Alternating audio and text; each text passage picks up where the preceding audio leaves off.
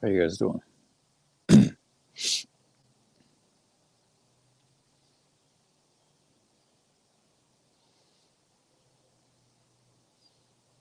This is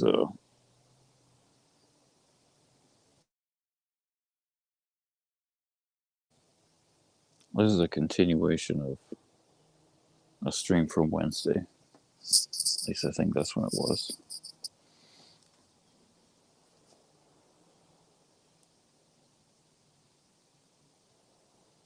I was doing some reading on the Branch Davidians earlier. I figured they were weirdos, but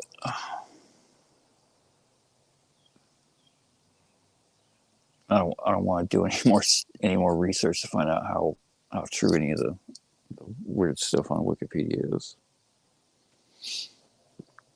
I'm sure there's some not 100% true stuff, but just the official statements of Koresh and the Koreshians is weird enough.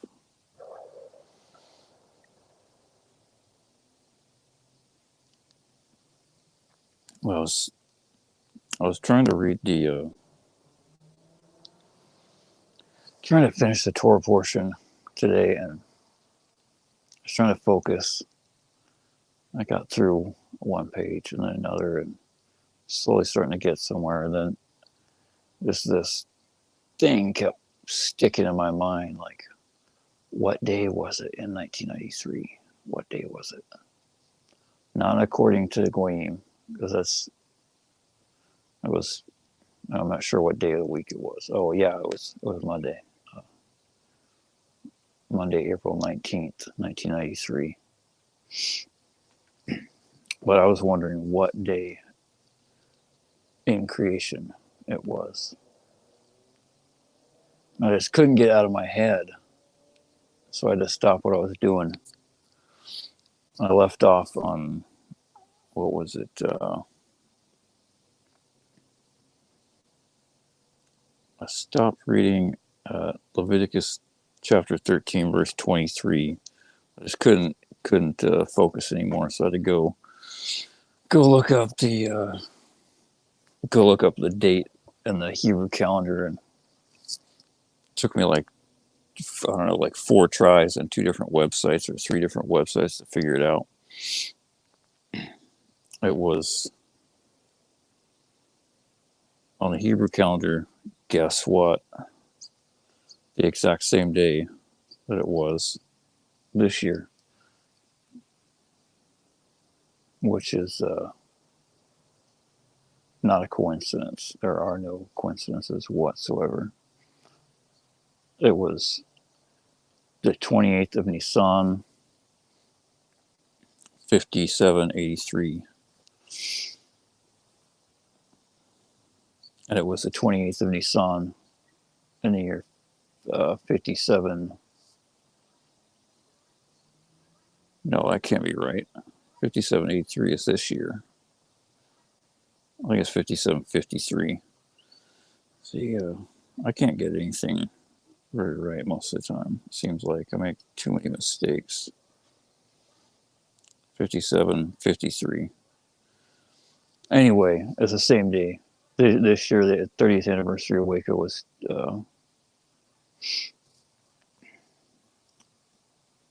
28th of Nissan. And so that was kind of weird. But then I looked at what, I was wondering if it was going to be the same day of the week in the same Torah portion that it was this year, but it wasn't. It was because there's the Torah portion is split into 7, what they call 7 aliyot, 7 calls up to the Torah, one for every day of the week. And in the other stream, I mentioned that it was Leviticus, like the middle and end of chapter 14. But on the day that the compound was read in 93, it was the second aliyah for the week. It was Leviticus 12:1 through 13 23. And the Torah portion starts out, the Torah portion is called Tazria, named after the first significant words in the Parshat. Tazria stands for, is Hebrew for she bears seed, or usually translated as like she conceives or something like that. But it's the literal translation is she bears seed. And I was thinking that's, kind of fitting for how the like how screwed up Koresh was, because when a couple conceives a child is like a crucial moment in what that child is gonna have a natural inclination and tendency to be like in the world. Leviticus 12:2, speak to the children of Israel, saying, when a woman conceives and gives birth to a male. And the deranged behavior of the Koreshians and the group that they splintered off from. I mean, it's really weird. They had like a gun battle, like Koresh. We're getting ahead of ourselves, so let's. David Koresh was born Vernon Wayne Howell on August 17, 1959 in Houston, Texas, to a 14-year-old single mother, Bonnie Sue, and a 20-year-old father, Bobby Wayne Howell. Before Koresh was born, his father met another teenage girl and abandoned Bonnie Sue, which began cohabitating with a violent alcoholic.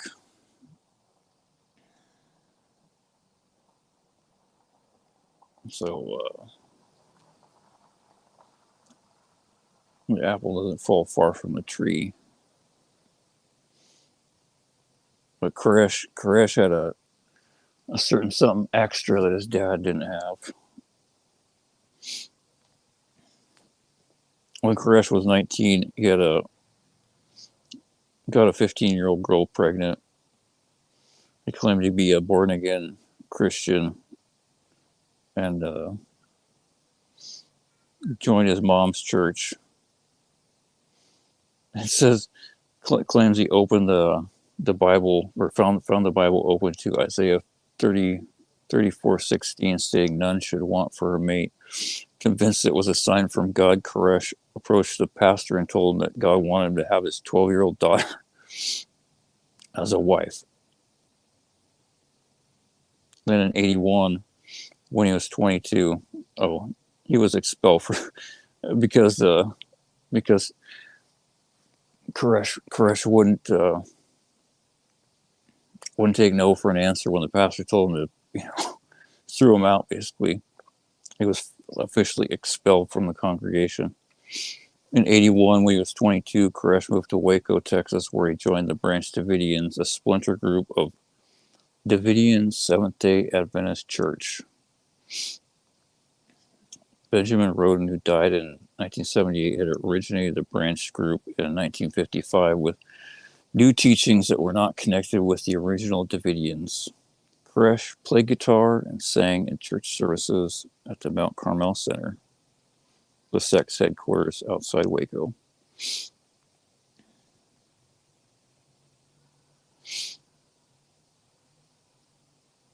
And there's some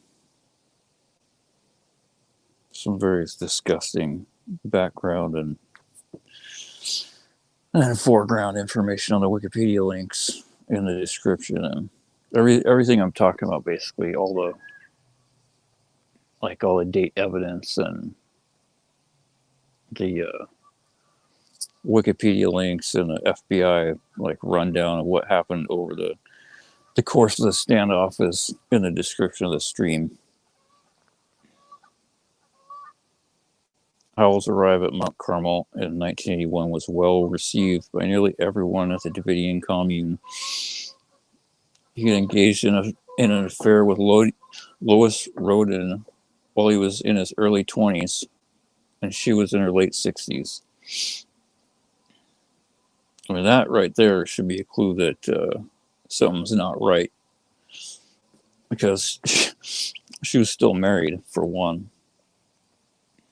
Hal wanted to father a child with her who, according to his understanding, would be the chosen one.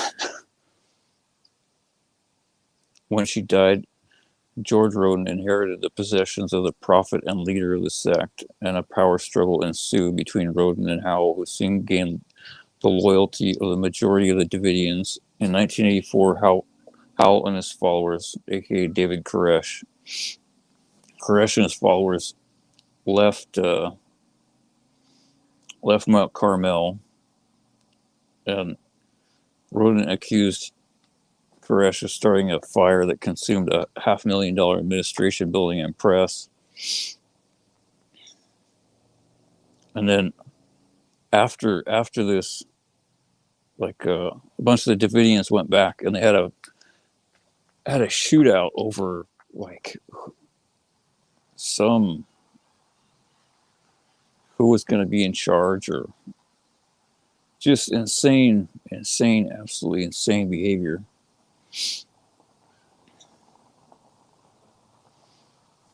As an attempt to regain support, Roden challenged Howell to raise the dead, going so far as to exhume the corpse of two decades deceased Davidian in order to demonstrate his spiritual supremacy.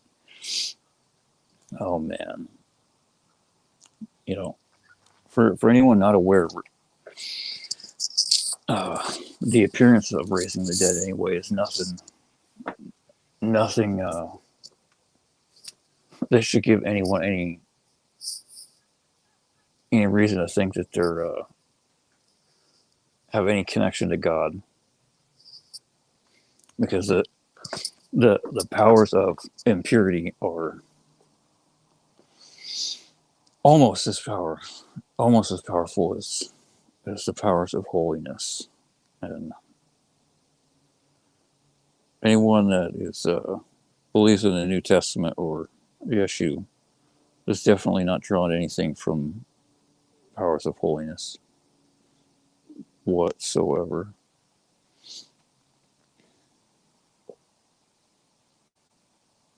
But then there's, various other stuff about like how many kids Koresh fathered in the compound, and like how every dude had to basically like release his wife when they joined the compound.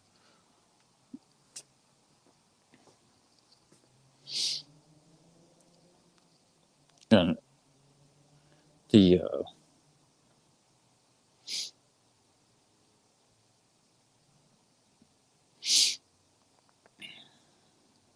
there's some other information that's kind of interesting about that specific day anniversary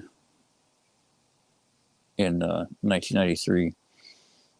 This year, Yom HaShoah, the Holocaust Remembrance Day, was the day before April 19th, the 30th anniversary, according to the Goyim, of the Waco Siege, or the end of the Waco Siege. The FBI/HEF federal agency raid, given the go-ahead by most likely Janet Reno, I think is who the Attorney General was at the time. But Holocaust Remembrance Day was the exact same day in 93. So no right next to each other. It was right the same day. Another thing I found looking for the Hebrew date was, or the date on the Hebrew calendar was also the same day in 1273 BCE that the walls of Jericho collapsed. On the seventh day of the encirclement of Jericho, the Jews, accompanied by the Holy Ark, circled the city 7 times. After blowing the shofar, The walls miraculously crashed and sank, leaving the city open and unprotected. Jericho was easily conquered, becoming the first fortified Canaanite city to fall to the children of Israel in their conquest of the Holy Land. See Joshua, Book of Joshua, chapter 6. And also, the concentration camp Buchenwald was liberated in 1945 on the same day. But so I was looking at all this, and I found the Aliyah for the exact day in 1993 that is read. So as dawn broke, and the FBI and the whatever federal agencies, and the ATF and federal marshals, and the Texas Rangers and whoever else, they all popped their tear gas through the windows and are about ready to raid the compound. Jews all around the world, or at least, further in the morning when this was going on, it's probably only Jews on the other side of the ocean, and like the UK and Europe. We're reading that day's Torah portion in synagogue or at home. Leviticus 13 verses 24, chapter 13 verses 24 through 39. And I didn't realize it till I got finished with all this research and go back to try to finish the Torah portion and figure out, hey Cozy, how you doing? Try to figure out where I left off. And I finally realized that, wow, I broke off reading right at 13, Leviticus 13 verse 23. Exactly before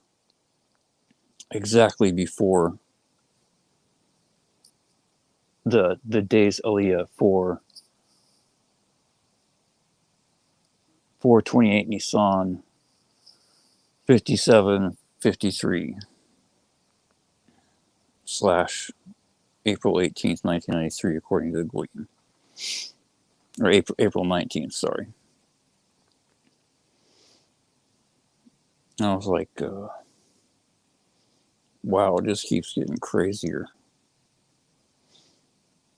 And if you're unfamiliar with the theme of Tazria, the Parshat Tazria-Metzora, it's commonly translated as leprosy, but it's not leprosy. It's a spiritual disease that has a physical presentation.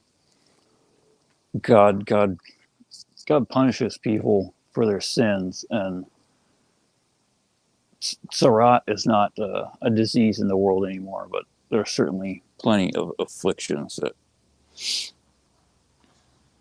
But the amazing thing is the first verse in 13:24, Leviticus chapter 13:24, in the Torah portion that was read exactly on the day that the compound was raided. The very first verse: if there is any flesh in which there is a burn caused by fire, and the raw flesh of the burn have a white bright spot streaked with red or all white, the Kohen shall look and behold. And the whole job of the Kohen is the high priest is to inspect the afflicted person to see if, and the amazing thing is it's not exactly related, but I find it amazing that the person doesn't have tzara'at until the Kohen comes and looks and knows, and then he says, this is a Metzora. This person is a person with tzara'at. And until that point, the person is not impure.